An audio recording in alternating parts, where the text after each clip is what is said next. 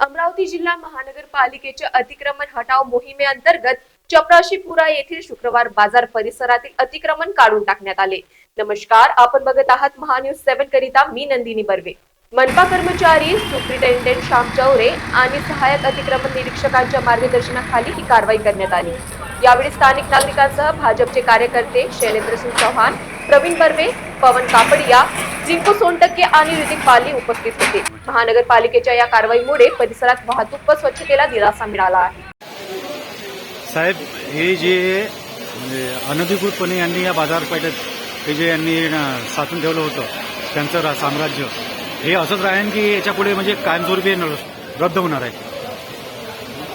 माननीय आयुक्त महोदय यांचे दिनांक 27/1/2026 रोजीचे शुक्रवार बाजार जे परिसर आहे या ठिकाणी पाणी त्यानं असं आढळून आलं आहे की काफी यामध्ये लोकांना व्यावसायिक धारकांना येणाऱ्या जाणाऱ्या लोकांना खूप त्रास वाढल्यामुळे आणि काफी लोकांची या संबंधित प्राप्त होती। त्या अनुषंगाने त्यांचे आम्हाला सर्व माननीय डॉक्टर बोंडे साहेब, माननीय श्री डॉक्टर साहेब साहिल राजको आणि माननीय चव्हाण साहेब भाजप पदाधिकारी आणि मी आम्हाला सर्व समन्वय मिळून माननीय मॅडमजी यांनी त्यांना आम्हाला सक्तीने आदेश देण्यात आलेले आहे। जे शुक्रवार बाजार जे परिसर आहे या परिसराच्या समोर अनेक जे व्यावसायिक धारक आहे फंड विक्रेता त्यांनी अनधिकृतपणे रस्त्यावर बसून व्यवसाय सुरू केलेले आहे। त्या अनुषंगाने येताना जाताना लोकांना खूप त्रास वाढल्यामुळे म्हाताऱ्या लोकांना, वृद्ध लोकांना, महिलांना सुद्धा या बाबीचा विचार करता मॅडमने आम्हाला आदेश देण्यात आले। त्या आदेशाच्या अनुषंगाने आम्ही आज पोलीस प्रोटेक्शन माननीय हमारे DCP सर यांचे त्यांनी सहकार्याने पोलीस स्टेशनकडून आम्हाला सुद्धा मिळालेला आहे अतिरिक्त।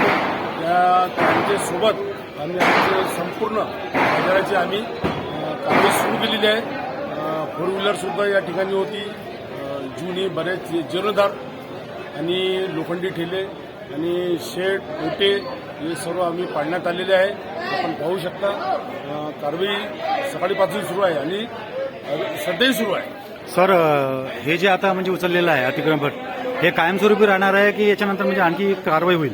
नाही, याबद्दल काही नियोजनचे काम मनपामार्फत सुरू आहे। काही ना काही याबद्दल या ठिकाणी काही नवीन जे व्यापारी आहे त्यांना बसविण्याकरिता वेगवेगळे जे मासे विक्रे आहे, व्हेजिटेबल जे भाजी विक्रेता आहे आणि ते सर्व प्रकारचे जे मटण विक्रेता आहे त्यांना कुठल्याही प्रकारची अडचण निर्माण होऊ नये याबाबतचं लक्ष घेता काही उपाययोजनाचं नियोजन सुरू आहे। Bureau report Mahanews 7।